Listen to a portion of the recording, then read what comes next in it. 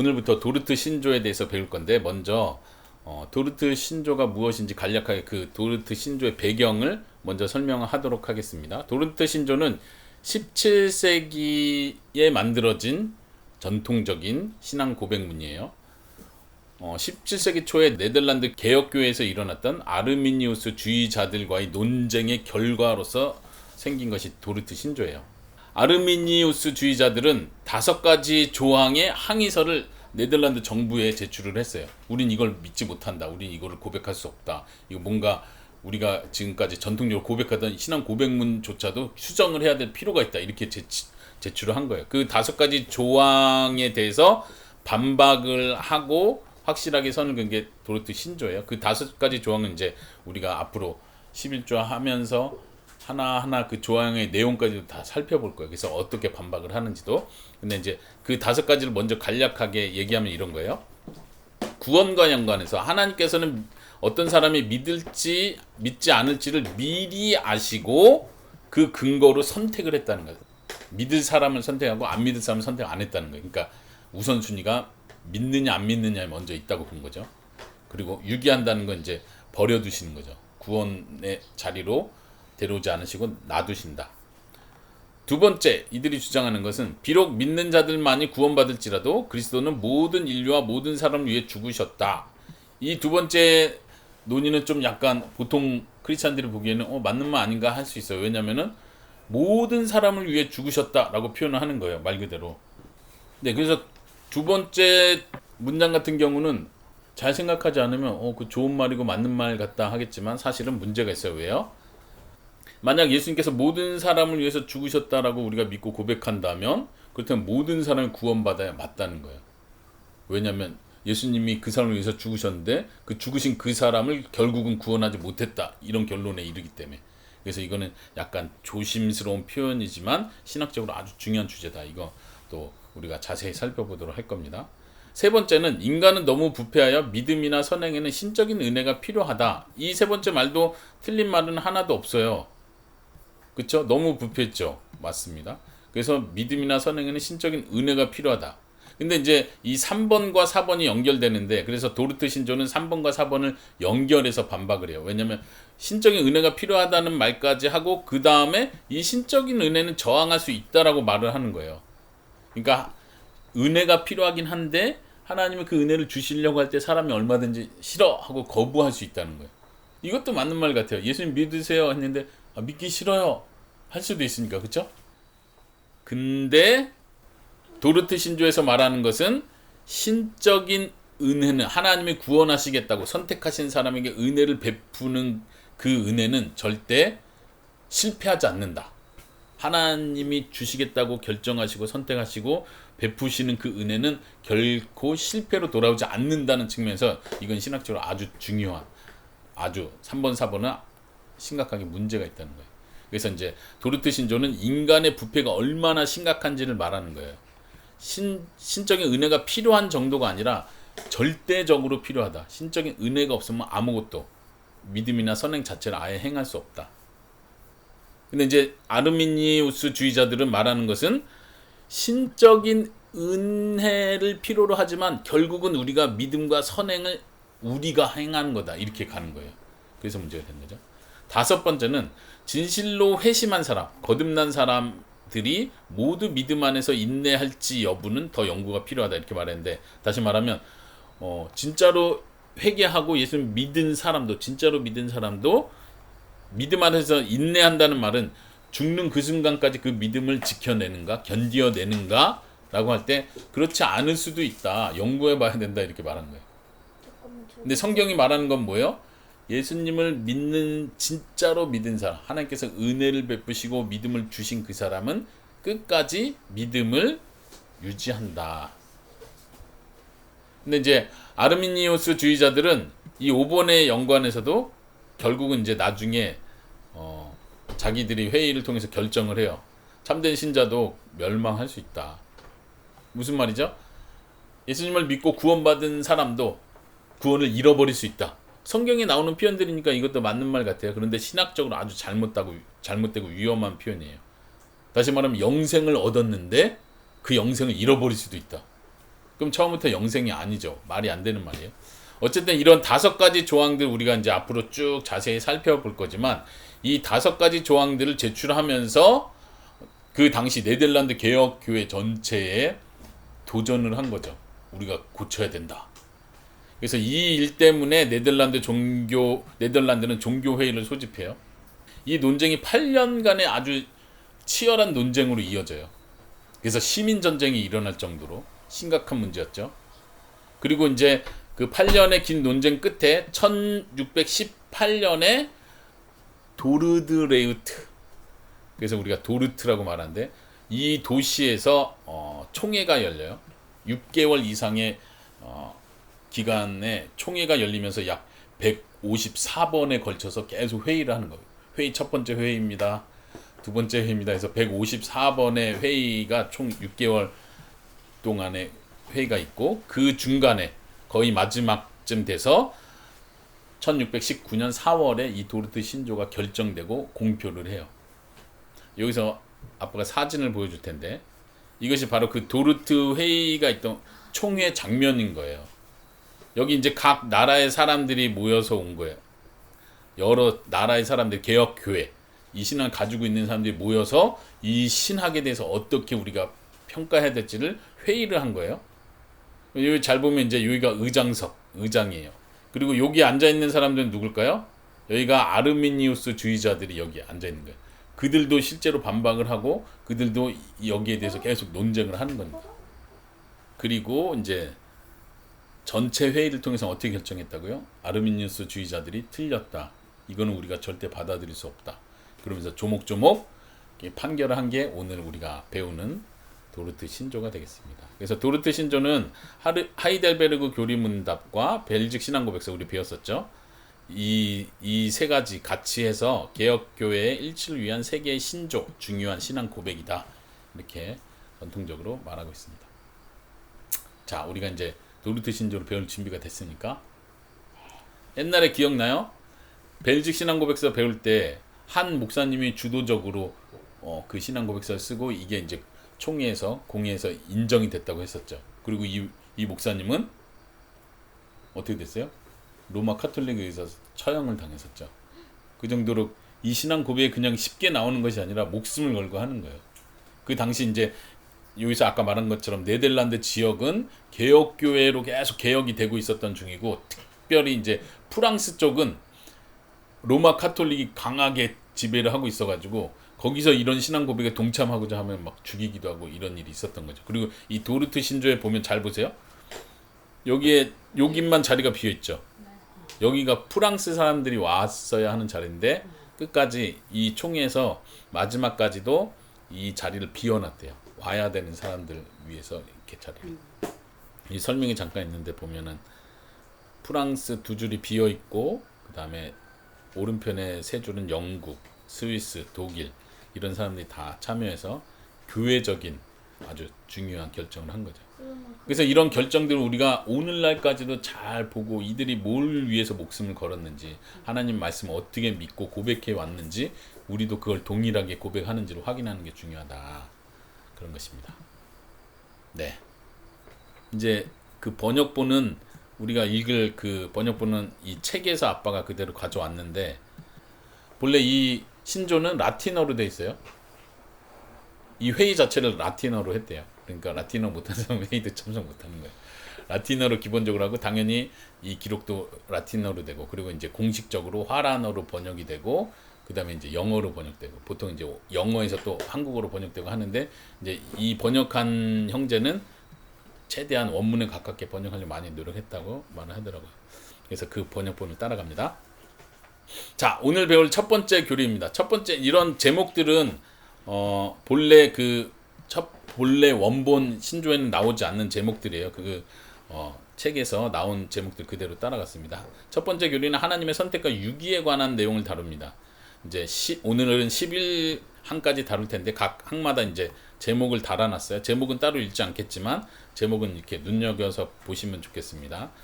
모든 사람이 아담 안에서 범죄하여 저주 아래 있고 영원한 죽음을 받아 마땅하므로 하나님께서 온 인류를 죄와 저주 아래 남겨두시고 그 죄로 말미암아 정죄하시기로 뜻하셨다 할지라도 하나님께서는 아무런 불의를 행하시는 것이 아니다. 첫 번째 문장. 자, 이해되나 보세요. 모든 사람이 범죄했죠. 그래서 죽음을 받아 마땅하죠. 이 상황 우리가 믿고 고백합니다. 그리고 하나님께서는 어떻게 했어요? 그 온 인류를 죄와 저주 아래 남겨두셨어요. 그렇게 되게 허락하셨죠. 그리고 그 죄로 말미암아 정죄해서 영원한 지옥에 가도록 모든 사람을 그렇게 놔둔다 할지라도 하나님은 그건 나쁜 행동이에요. 왜 구원 안 하셨어요? 이렇게 불공평해요. 불의합니다. 라고 말할 수 없다는 거예요. 그럼 뭐죠? 불의를 행하시는 것이 아니라 마땅한 거죠. 어려운 말로 정의로우시다. 그것이 정의를 행하시는 것이다. 죄 지은 자에게 그에 합당한 벌을 내리심으로 하나님은 정의로우시고 공의로우신 분이다. 우리는 이렇게 말할 수 있는 거예요. 이는 사도의 말에 따른다. 같이 읽겠습니다. 이는 모든 입을 막고 온 세상으로 하나님의 심판 아래 있게 하려 함이라. 그리고 모든 사람이 죄를 범하였으며 하나님의 영광에 이르지 못하더니 죄의 삭은 사망이요 하나님의 은사는 그리스도 예수 우리 주 안에 있는 영생이니라. 네. 두 번째 항. 그러나 하나님께서 자기의 사랑을 이렇게 나타내셨으니 하나님께서 자기의 독생자를 보내사 그를 믿는 자마다 멸망하지 않고 영생을 얻게 하셨다. 독생자는 예수님을 가리키죠. 하나님은 그들이 모든 사람들이 벌을 합당한 형벌을 받도록 놔두셔도 불의하지 않으신 거지만 그러나 하나님께서는 독생자를 보내셔서 멸망치 않고 영생을 얻도록 하셨다. 그런데 이제 모든 사람이 아니라는 거죠. 중요한 부분은. 자, 세 번째. 그리고 사람들을 믿음으로 데려오시기 위해서 하나님께서는 자비로우시게 그분이 뜻하는 사람들에게, 여기에 이제 중요한 선택과 관련된 중요한 표현들이 나오는 거죠. 어떤 사람을 믿음으로 데려오기 위해서 하나님이 뜻하신 사람, 계획하신 사람에게 그분이 뜻하시는 때, 그분이 원하는 그 시간에 기쁜 소식을 전하는 사자들을 보내신다. 여기서 이제 복음 전도자를 말하는 거예요. 복음을 전하는 사람을 보내세요. 그 어떤 사람들에게. 그리고 하나님께서는 이들의 봉사를 사용하셔서, 여기서 봉사는 말씀을 가리키고 전파하는 거예요. 사람들을 십자가에 못 박힌 그리스도를 믿고 회개하라고 부르신다. 어떤 사람은 복음을 한 번도 듣지 못했죠. 어떤 사람은 복음을 여러 번 듣기도 했죠. 근데 이거는 하나님의 뜻과 계획 안에서 이루어지고 있는 거예요. 그 복음을 들은 사람은 이 초청을 받는 거예요. 하나님의 부르시는 거예요. 근데 어떤 사람은 믿기도 하고 어떤 사람은 믿지 않기도 하는 거죠. 같이 읽어보겠습니다. 시작. 그런즉 그들이 믿지 아니하는 이를 어찌 부르리요? 듣지도 못한 이를 어찌 믿으리요? 전파하는 자가 없이 어찌 들으리요? 네 번째. 이 복음을 믿지 않는 사람들 위에 하나님의 진노가 머물러 있다. 그러나 복음을 받아들이고 참되고 살아있는 믿음으로 구주 예수님을 영접하는 사람은 그분으로 말미암아 하나님의 진노와 멸망에서 건지심을 얻고 영생을 선물로 받는다. 두 가지 결과가 나타나는 거예요. 복음을 들었는데 믿지 않는 사람은 하나님의 진노가 그대로 머물러 있는 거예요. 본래 처음부터 진노가 머물러 있었죠. 근데 한편 그 복음을 들은 사람 중에 거기에 반응하는 사람들이 있어요. 믿음으로 예수님을 영접하는 거예요. 나의 구원자이십니다. 감사합니다. 그런 사람은 하나님의 진노와 멸망에서 건짐을 받고 영생을 선물로 받는다. 여기까지 잘 이해되죠?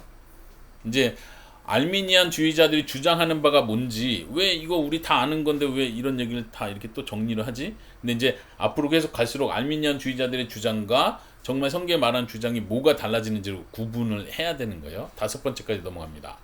그들이 믿지 않는 원인, 왜 그러죠? 할 때 이유, 원인. 그들이 믿지 않는 원인 또는 믿지 않는 죄에 대한 책임은 다른 모든 죄들과 마찬가지로 결코 하나님께 있지 않다. 책임이 하나님께 있지 않다. 사람에게 있다는 얘기죠. 사람에게 있다. 반면 한편으로 예수 그리스도를 믿는 믿음과 그리스도로 말미암은 구원은 그 이유와 칭찬과 원인은 사람에게 있다가 아니라 하나님께서 값없이 주신 선물이다. 이렇게 가는 거예요. 믿지 않은 그 죄와 책임은 사람에게 있는 거지만 이 사람이 믿고 그걸 받아들인 것은 하나님의 선물이다. 아까 앞에서 봤던 내용이죠. 죄의 삭은 사망이다. 죄의 결과는 사망이에요. 이건 사람의 책임이에요. 그렇지만 그리스도 안에 있는 영생은 하나님의 은사, 선물이다. 이렇게 표현을 하는 거예요. 자, 이는 기록된 대로 여기 같이 읽겠습니다. 시작. 너희는 그 은혜에 의하여 믿음으로 말미암아 구원을 받았으니 이것은 너희에게서 난 것이 아니요 하나님의 선물이라. 그리스도를 위하여 너희에게 은혜를 주신 것은 다만 그를 믿을 뿐 아니라 또한 그를 위하여 고난도 받게 하려 하심이라. 은혜를 주셨다라는 표현이 있죠. 그리고 하나님의 선물이다. 구원받은 것, 그 믿음조차도 하나님의 선물이다. 이렇게 표현하고 있습니다. 자, 6번째로 넘어갑니다. 하나님께서 시간 안에서 어떤 이들에게는 믿음을 선물로 주시고 어떤 이들에게는 주시지 않는 것은 하나님의 영원하신 작정에서 나온다. 이제 작정에 대한 얘기가 나오기 때문에 이제 어려워지죠. 여기서 중요한 표현인데 시간 안에서라는 표현이 있고 영원하신 작정이라는 표현이 있어요. 시간은 우리 역사를 말하는 거예요. 이 세상이 창조된 이후로 시간이 존재하는 거예요. 여기서부터는 시간 계산되는 거예요. 그래서 시간 안에서 어떤 사람들이 믿고 구원을 받게 된다는 거예요.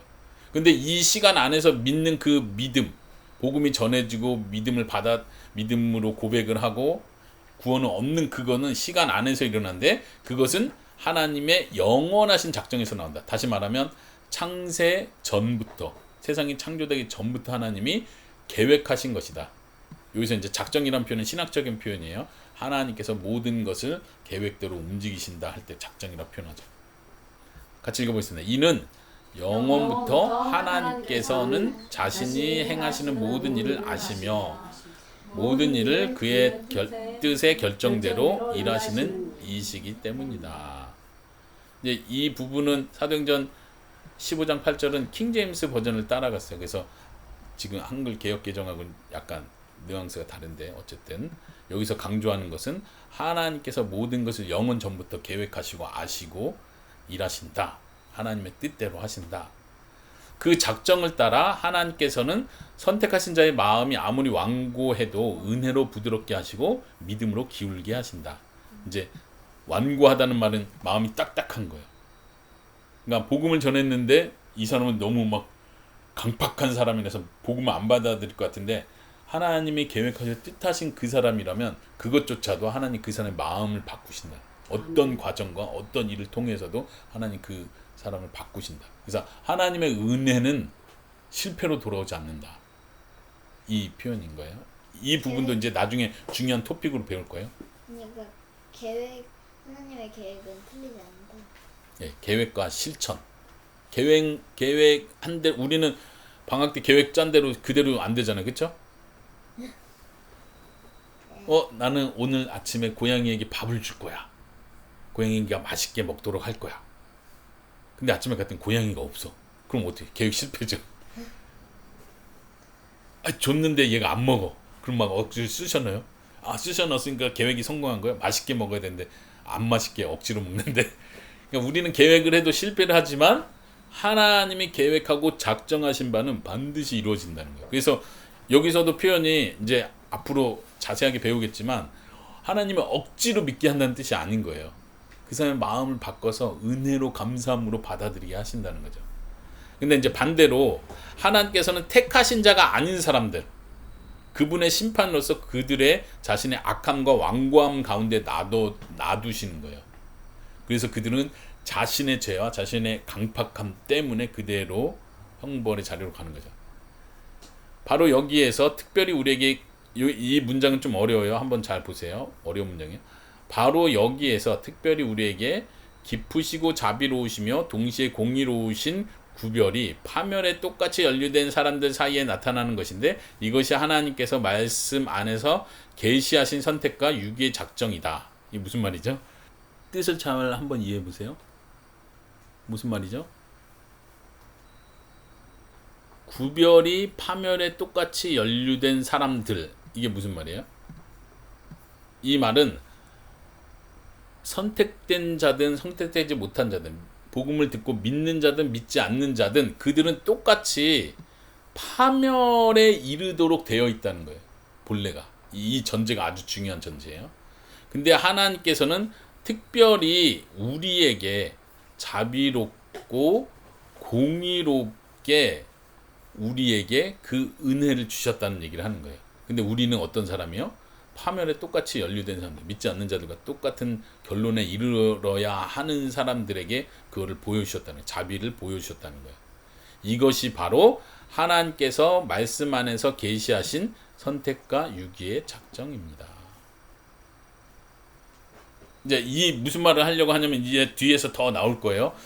이 말은 무슨 말이냐면 선택된 사람들은 뭔가 좀 더 착해서 그런 파멸에 이르지 않을 정도로 그 믿지 않는 자들과는 좀 다르게 파멸에 이르지 않을 정도 좀 착한 뭔가가 있으니까 선택했다 이렇게 말하는 거예요. 알미니우스 주의자들은. 근데 여기서 지금 말하고자 하는 건 그 선택받은 사람조차도 똑같이 파멸에 이를 사람들이다. 근데 어떤 사람들에게 특별히 우리들에게 그 자비를 나타내 주셨다. 이것이 성경의 선택과 유기다. 자, 뒷부분. 패역하고 더러우며 정함이 없는 사람들은 이 작정을 하나님의 그 뜻과 계획을 왜곡해요. 그래서 스스로 파멸에 이릅니다. 그래? 하나님 선택했으면 그럼 내가 막 아무렇게나 살아도 결국 구원받겠네? 이러면서 방탕하게 산다는 얘기예요. 왜곡해버린다는 거예요. 그래 하나님이 나 구원 안 했으면 내가 아무리 노력해도 뭐 구원 못 받겠네? 그러니까 막 살아야지. 결국은 패역하고 더럽고 정함이 없는 사람들은 이 작정 자체도 은혜로 생각하지 못하고 스스로 파멸에 이른다. 반면 거룩하고 경건한 영혼들에게 이 선택과 유기의 작정은 이루 말할 수 없는 뭐다? 위로가 된다. 이제 앞으로도 계속 반복되겠지만 겸손함을 줍니다. 하나님의 은혜구나. 자, 7번째입니다. 이제 선택에 대해서 더 얘기합니다. 선택을 좀 표현해 주는 거예요. 이 문장도 잘 봐봐요. 이게 하나의 문장으로 돼 있어요. 그래서 그냥 의역을 해서 한국말로 이해하기 쉽게 번역할 것 같으면 또 쉽게 번역을 할 수 있을 텐데 이걸 번역하신 분은 최대한 원문에 가깝게 번역하기 위해서 약간 좀 구조상 어렵고 복잡해도 그대로 살린 것 같아요. 근데 한번 보세요. 이게 전체 문장이에요. 먼저 앞으로 쭉 읽어볼게요. 선택은 변하지 않으시는 하나님의 뜻으로 그 뜻에 의하여 하나님께서는 창세 전에 자신들의 잘못으로 인하여 원래의 흠없는 상태에서 타락해 죄와 멸망에 빠진 모든 인류 가운데서 그분의 주권적인 선하신 기쁘심을 따라 순전히 그분의 은혜에서 본성상 다른 이들보다 나은 것이 없고 좋은 것을 받을 만한 자격이 없으시며 다만 다른 이들과 마찬가지로 한 비참함에 다같이 빠져 있었던 확정된 특정한 사람들을 영원 전에 선택하신 자들의 중보와 머리 그리고 구원의 기초로 임명하신 그리스도 안에 있는 구속으로 택하셨다. 선택이라는 것은 하나님의 뜻에 따라서 선택하셨다는 거예요. 하나님의 뜻에 의해서.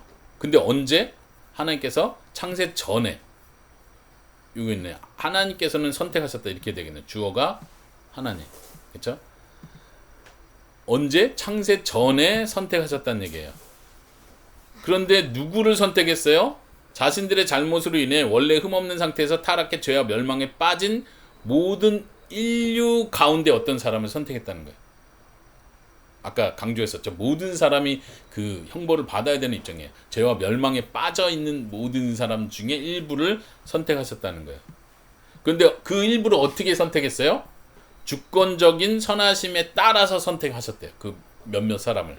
그리고 순전히 그분의 은혜를 따라서 선택했다는 거예요. 그리고 그 사람들은 선택받은 사람들은 본성상 다른 이들보다 더 나은 것이 없고 좋은 것을 받을 만한 자격이 없는 사람들을 선택했다는 거예요. 그리고 그 사람들은 다만 다른 이들과 마찬가지로 한 비참함에 빠져 있었던 사람들이에요. 아까 위에서 말한 것처럼 죄와 타락의 멸망에 빠진 모든 인류 그들과 다르지 않다는 거예요. 이걸 지금 강조하는 거예요. 그래서 이 선택에서 강조하는 건 뭐냐면 모든 사람이 똑같은 상황인데 하나님의 뜻에 따라서 그냥 선택한 거다. 중요한 건 그들에게 어떤 차이점이 있는 게 아니다. 더 착해서 선택한 게 아니다. 더 나빠서 버린 게 아니다. 이거를 지금 강조하려고 하는 거예요. 그리고 이제 선택과 연관해서 그 선택된 사람들은 확정된 특정한 사람들이에요. 다시 말하면 아직은 확정하진 않았어. 그래 봐가지고 믿으려고 하는 사람은 내가 선택해야지. 이렇게 미확정된 게 아니라 이미 창세 전에 확정해 놨다는 거예요. 그 숫자조차도 몇 명을 구원하시기로도. 그래서 영원 전에 택하신 자들. 그리고 어떻게 그럼 선택하시고 구속하셨냐 할 때 중보자와 머리 그리고 구원의 기초로 임명하신 그리스도 안에 있는 구속으로 선택했다. 그리스도의 구원 사역을 통해서 선택하시고 구원하신다 이 말입니다. 여기 이해됩니까? 자, 7항이 좀 길긴 하지만 두 번째 문단에 보면 하나님께서는 이 택하신 자들을 그리스도에게 주시기로 서술어가 있어요. 작정하셨다. 이제 계속 따라오는 게 작정하셨다를 기억해야 돼요. 하나님께서는 이 택하신 자들을 그리스도에게 주시기로 작정하셨습니다. 그리스도로 말미암아 구원을 받게 하시기로 작정하셨습니다. 그리고 그분과의 교제한다는 거예요. 그분 예수님과 교제하는 것 그 안으로 그분의 말씀과 성령으로 효과적으로 부르시고 이끄시기로 작정하셨습니다. 그러니까 선택만 계획한 게 아니라 그 선택이 어떻게 이루어지는지 그 과정까지도 다 작정하고 계획하셨다는 얘기를 지금 하는 거예요. 말씀과 성령으로 효과적으로 부르신다. 그리고 그들에게 참된 믿음과 의롭다 하심과 거룩하게 하심을 주시기로 작정하신 거예요. 이것도 다 작정이라는 거예요. 그리고 능력으로 역사하시는 분의 아들과 더불어 교제하게 하심 가운데 보전하시어 마지막으로 영화시키기로 작정하셨다. 그러니까 이 모든 것 마지막 최종적인 구원까지도 하나님은 다 작정하고 그걸 완성하신다는 얘기예요. 근데 아르미니안주의자들은 뭐라고 말하냐면 처음에 선택까지는 작정했는데 선택 다음은 또 계획 안 했다는 거예요. 어떻게 될지 모른다는 거예요. 여기서 예를 들면 이런 거죠. 효과적으로 부르시는 것까지는 그래 좋다. 근데 이들이 의롭다함 받는 건 또 별개 문제다. 그래 의롭다함 받은 것까지는 좋다. 근데 이들이 거룩해지는 건 하나님도 모르신다. 우리도 모르는 거. 우리한테 달렸다. 우리가 어떻게 하느냐에 따라서 하나님의 계획이 바뀔 수도 있는 거다. 바뀔 수도 있다고 표현하진 않지만 이들은 그게 불확정적으로 작정됐다고 이렇게 표현을 해요. 그러니까 아르미니안주의자들은 결국 하나님이 계획한 최종적인 구원, 영화라고 표현할 수 있는데 최종적인 구원까지는 우리가 확신할 수 없다. 믿음을 잃어버릴 수도 있다. 이렇게 말하는 거죠.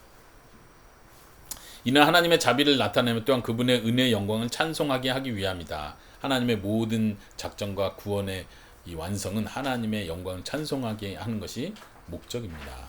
이는 기록된 대로 같이 읽겠습니다. 곧 창세전에 그리스도 안에서 우리를 택하사 우리로 사랑 안에서 그 앞에 거룩하고 흠이 없게 하시려고 그 기쁘신 뜻대로 우리를 예정하사 예수 그리스도로 말미암아 자기의 아들들이 되게 하셨으니 이는 그가 사랑하시는 자 안에서 우리에게 거저 주시는 바 그의 은혜의 영광을 찬송하게 하려는 것이라. 하나님의 기쁘신 뜻대로 택하셨다. 이 표현. 그 다음 계속해서 또한 기록된 바 또 미리 정하신 그들을 또한 부르시고 부르신 그들을 또한 의롭다 하시고 의롭다 하신 그들을 또한 영화롭게 하셨느니라. 예, 여기서 말한 것처럼 이 모든 것을 하나님이 계획하시고 이루신다는 거죠. 자, 8항입니다. 선택의 작정. 자, 다양한 선택의 작정에 있는 것이 아니라 아르미니안주의자들은 다양한 선택의 작정이 있다고 봐요. 선택에 여러 가지 종류가 있다는 거예요. 확실한 선택도 있고 불확실한 선택도 있고 나중에 살펴볼 거예요. 그런 것이 아닙니다. 옛 언약과 새 언약 아래서 똑같이 그리고 구원받은 모든 사람에 대한 단 하나의 동일한 작정이 있을 뿐입니다. 성경은 하나님의 선하신 기쁘심과 하나님의 계획과 뜻의 결정이 하나라고 말합니다. 그것을 따라 하나님께서는 영원 전에 언제요? 아담과 하와가 타락하고 나서 하나님이 그다음 누굴 구원하지 이렇게 하고 계획한 게 아니고 창세 전, 영원 전에 우리가 은혜와 영광에 이르도록 선택하셨습니다. 또한 우리가 구원받고 동시에 우리가 그 안에서 행하게 하려고 예비하신 구원의 길을 따르도록 선택하고 하셨다고 선포합니다. 자, 9항. 이 선택은 이제 또 다시 아르미니안주의자들의 아르미니우스 주의자들의 반대되게 지금 반박을 하는 거예요. 그들은 믿음을 미리 내다보시고 선택했다고 말하는 거죠. 그래서 그게 아니라고 표현하는 거예요. 이 선택은 미리 내다보신 믿음 혹은 믿음의 순종, 거룩함, 기타 사람에게 있는 어떤 선한 자질이나 기질, 선택받기 위해 필요한 선수 여건. 선수 여건은 미리 가지고 있는 어떤 조건을 말하는 거예요. 그거나 원인 또는 조건으로서 기초한 것이 아니다. 계속 지금 똑같은 말을 반복하고 있죠. 하나님의 뜻에 따라 됐다. 이 말은 뭐냐면 사람 안에 뭔가 구원받을 만한 선택받을 만한 어떤 자격이나 조건을 갖추고 있지 않다. 미리 가지고 있는 뭐가 있어서 혹은 미리 내다보신 믿음. 아, 이 사람은 하나님이 미래를 다 아시는데 미래를 보니까 이 사람은 나중에 믿을 사람이야. 아, 철저하게 헌신할 사람이고 끝까지 믿음을 지킬 사람이야. 그러니까 내가 널 선택하는 거야. 미리 알기 때문에 선택하는 거야. 이렇게 말하는 것이 아르미니우스주의자들의 주장이에요. 근데 그것이 아니다. 왜? 사람을 보고 나서 선택한 게 아니라 하나님의 뜻, 하나님의 선하신 기쁘신 뜻에 따라서 선택했다고 말합니다. 오히려 사람이 믿음을 가지도록 그리고 믿음에서 나온 순종을 하도록 거룩하도록 등을 위해 선택되었다. 먼저 선택이 된 거고 그래서 믿음을 갖도록 하신다는 얘기예요. 먼저 선택을 하시고 순종을 하도록 하신다는 거예요. 따라서 선택은 모든 구원의 선의 원천이며 선택에서 믿음과 거룩함과 다른 구원의 은사들 그리고 최종적으로 영생 자체가 선택의 열매와 효과로부터 흘러나온다. 그러니까 모든 것이 선택에서부터 시작된다는 거예요. 그래서 이 사람이 믿게 되는 거고 그래서 이 사람이 순종하게 되는 거고 그래서 이 사람이 끝까지 믿음을 지키게 되는 것이다. 선택 때문에. 근데 아르미니우스 주의자들은 이걸 바꾸는 거예요. 우리가 믿음을 열심히 했고 순종을 열심히 했고 끝까지 인내하기 때문에 그래서 하나님이 선택한 거다. 이렇게 가버리는 거죠. 완전히 성경을 왜곡한다는 얘기예요. 왜냐하면 계속 우리가 성경을 인용하지만 성경에서 계속 그걸 가리키고 있어요. 이는 사도의 증거와 같다. 같이 읽어볼게요. 시작. 곧 창세전에 그리스도 안에서 우리를 택하사 우리로 사랑 안에서 그 앞에 거룩하고 흠이 없게 하시려고 분명히 이것을 성경이 선언하고 있다는 거예요. 그래서 하나님께서 우리를 선택하신 것이지 우리가 거룩하고 흠이 없기 때문에 선택하신 것이 아니다. 이 말입니다. 자, 이제 거의 다 왔습니다. 11항. 다시 계속 반복합니다. 하나님의 선하신 기쁘심이 은혜로운 선택의 유일한 원인이다. 진이, 이 말 이해돼요? 하나님의 선하신 기쁘심이 원인이래요. 선택하신 이유. 하나님이 진이를 선택했어요. 그 이유가 뭐냐면 하나님의 선하신 기쁘심이 그 이유래요. 다시 말하면 하나님이 그냥 진이를 선택하기를 기뻐했다는 얘기예요. 아, 내가 예쁘니까 기뻐했겠지. 아, 내가 그래도 착하니까 나를 선택하는 걸 기뻐하셨구나. 이게 아니란 얘기예요. 오케이? 그냥 진이를 선택하는 걸 기뻐하셨다는 거예요. 진이라는 사람, 은총이라는 사람을 선택하기를 기뻐하셨기 때문에 선택을 하셨다는 얘기예요.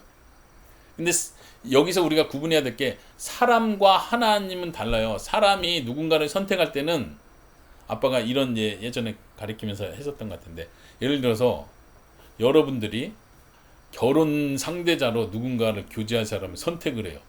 그쵸? 그럴 때 기준이 뭐예요? 나의 기쁜 뜻에 의해서 나는 결혼할 사람을 선택할 거야. 이렇게 말하는 거는 말이 안 돼요. 사람은 그게 불가능해요. 하나님만 가능한 거예요. 이걸 주권적 선택이라고 표현해요. 하나님은 주권적 선택이 가능하신 분이에요. 무슨 말이냐면 하나님 자신, 하나님 안에서 그 모든 원인과 동기가 100% 하나님 안에서부터 나온다는 거예요. 기준이 하나님이라는 거예요. 그래서 내가 기뻐하니까 선택하는 거예요. 근데 사람은 이게 불가능해요. 불가능하다는 말, 이 배우자 A라는 남자가 있고 B라는 남자가 있어요. 누구를 선택할 거예요?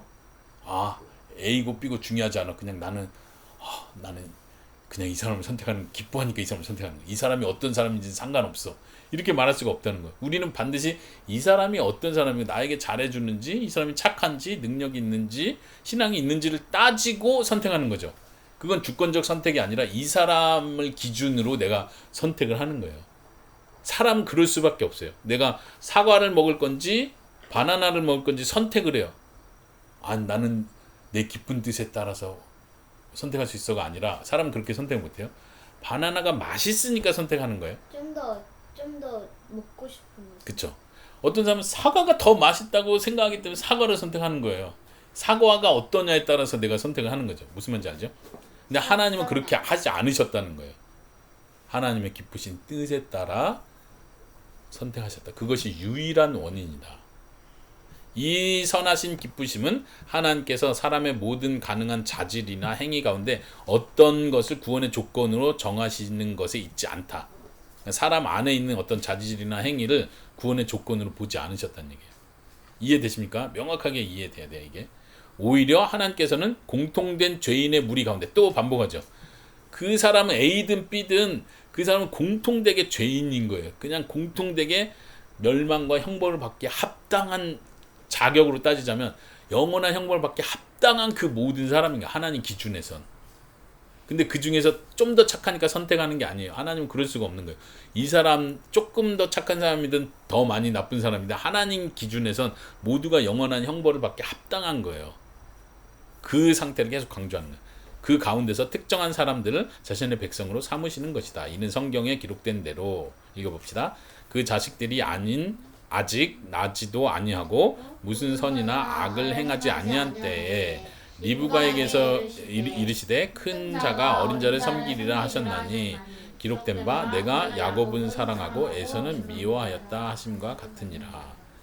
이건 특별히 야곱과 에서를 선택한 부분에서 야곱을 선택했다는 얘기를 하면서 그 자식들이 아직 태어나지도 않았을 때 야곱이 무슨 착한 일을 하고 에서가 뭐 나쁜 일을 하고 이런 거에 의해서가 아니라 하나님께서 처음부터 내가 큰 자를 버리고 작은 자를 선택하겠다. 하나님 처음부터 얘기했다는 거예요. 또한 영생을 주시기로 작정된 자는 다 믿더라. 하나님이 먼저 작정하시고 그들에게 믿음을 주신다는 얘기죠. 근데 아르미니우스 주의자들은 믿었기 때문에 하나님이 영생을 주신다. 이렇게 반대로 얘기를 해버리는 거예요. 자, 마지막입니다. 마지막 같이 읽어볼까요? 시작. 하나님 자신께서 지극히 지혜로우시고 일정하시고 전지하시고 전능하시기 때문에 하나님께서 하신 선택은 결코 중단되거나 변경되거나 폐지되거나 철회되지 않는다. 택하신 자들은 버리심을 받지 않으며 그 수가 줄지 않는다. 우리가 여기까지 잘 배웠다면 11번 말이 무슨 말인지 이해될 거예요. 하나님의 선택은 중단되거나 변경되거나 취소되지 않는다는 거예요. 왜냐하면 처음부터 이 사람이 어떠냐에 따라서 선택한 게 아니기 때문이에요. 처음에 이 사람이 착한 사람 그래서 내가 선택했어 라고 한다면 이 사람이 변질되고 하면 하나님이 취소할 수도 있겠죠. 근데 처음부터 그렇게 하지 않았다는 거예요. 그래서 택하신 자들은 버리심을 받지 않고 그 수가 줄어들지 않는다. 처음부터 정확한 숫자를 정확한 사람들을 선택했다고 했었죠. 네, 여기까지 오늘은 11항까지 배웠습니다. 다음 주에 이 내용과 계속 이렇게 논리적으로 연결되는 내용을 계속 추가적으로 배울 거예요. 2주에 걸쳐서 더 배울 거니까. 그리고 이제 우리가 총 5개의 교리를 배울 텐데 이 5개의 교리 자체도 오늘 배운 첫 번째 이 교리가 완전 기초가 되는 거예요. 이 교리 위에 다시 계속 쌓여져 가는 거예요. 그래서 오늘 배운 게 아주 중요해요. 그리고 3주에 걸쳐서 배울 첫 번째 교리 하나님의 선택과 유기에 대한 이 교리가 매우 중요합니다. 그래서 이게 충분히 이해될 때까지. 자, 여기까지 하고 우리 질문을 받도록 하겠습니다.